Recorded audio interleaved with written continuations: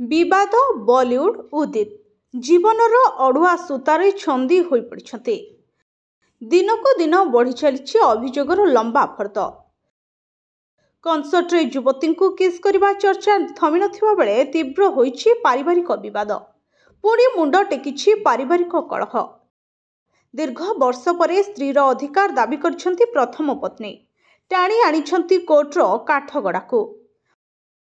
अभियोग यह कि जे आज जाए मिलेनी पत्नीर अधिकार। हेले काहींकि एते दिन पर एमिति दाबी। सोशल मीडिया रे चर्चा उदित को प्रेम अड़ुआ।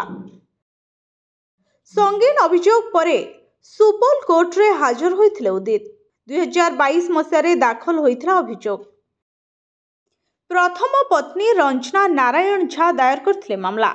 कोर्ट रे हाजर हेबा परे रंजना कहिथिले जे उदित नारायण आपोस करने को मना करछन्ते। आगकू भी से मामला लड़बे बोली कहछन्ते। रंजना को कहबा कथा एबे मोर वार्धक्य आसलाणी।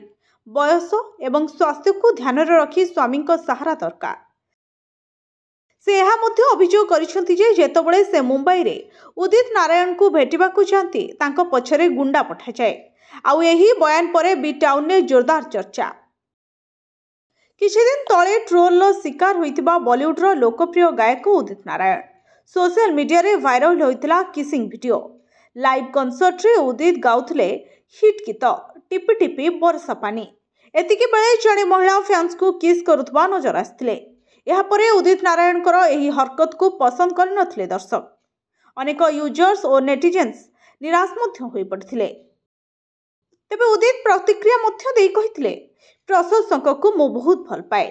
सेमाने मध्य मते खूब भल पाती। तेणु प्रशंसक को चुंबन देवारे किछि असुविधा नाही। Bureau report STV Odia.